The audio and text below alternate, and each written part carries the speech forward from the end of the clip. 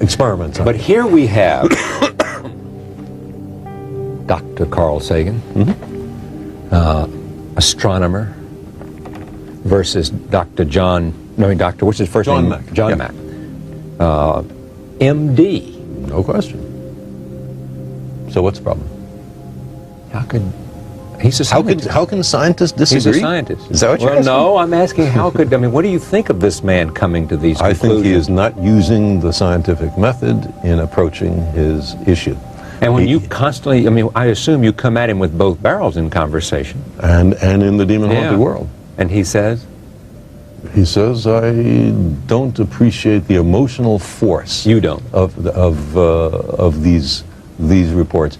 But many people awaken from a nightmare with profound emotional force. That doesn't mean that the nightmare is true. It means something went on inside our head. You were making a point before I jumped to John Mack. Oh, yeah. What I wanted to say is, going back to the question of adequate evidence on something that's emotionally really pulling you. I lost both my parents about 12 or 15 years ago, and I had a great relationship with them. I really miss them. I would love to believe that their spirits were around somewhere, and I'd give almost anything to spend 5 minutes a year with them. Do you hear their voices ever? Sometimes. About 6 or 8 times since their death I've heard it. Carl, just in the voice of my father or my mother. Now, I don't think that means that they're in the next room. I think it means that They're in your head. I've had an auditory hallucination. I was with them so long, I heard their voices so often. Why shouldn't I be able to make a vivid recollection of it? Here's what's interesting about this for me. I mean, you won't see this, but I'll throw it at you anyway. You convinced me a long time ago that it was arrogant for me or for anyone else to believe that there wasn't some life outside of our... To exclude the possibility. To exclude the possibility was an arrogance of intellect that we should not I still believe assume. You couldn't prove it, you didn't know it was there, but the arrogance for you... Right, we don't know if it's there, we don't know if it's not there. Let's look. And if you take that, why can't you say there's a lot we don't know? There's a lot of power there that we don't know. There's a lot we don't know. You know? It's what I believe. About But that a lot of doesn't mean stuff. that every fraudulent claim has to be accepted. We demand the most rigorous standards of evidence, especially on what's important to us. So if some guy comes up to me, and a channeler or a medium, and says, I can put you in touch with your parents.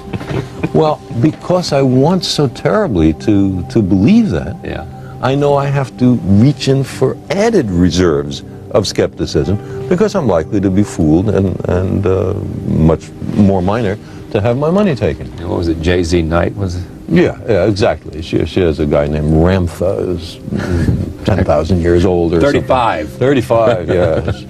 And he tells you lots of things, but nothing about what life was like 35,000 years ago. Shirley MacLaine believes. Shirley MacLaine believes that Ramtha was her brother. Things like the Loch Ness Monster, and big, all that.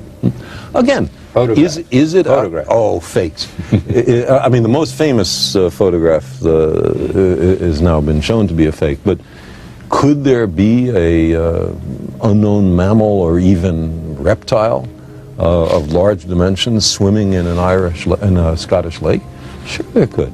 That we don't know about. Sure, there could. Who says no? But nobody. But the evidence does not support it. Does not demonstrate it. So do we say, oh, ridiculous? No, we don't do that. We say unproved, which is a Scottish verdict. Some reviewers differ with your conclusions on this point, that you seem to say it's growing, this kind of pseudo-science. Sorry to interrupt. I don't. This is part of being human. Humans have had this way of magical thinking through all of our history.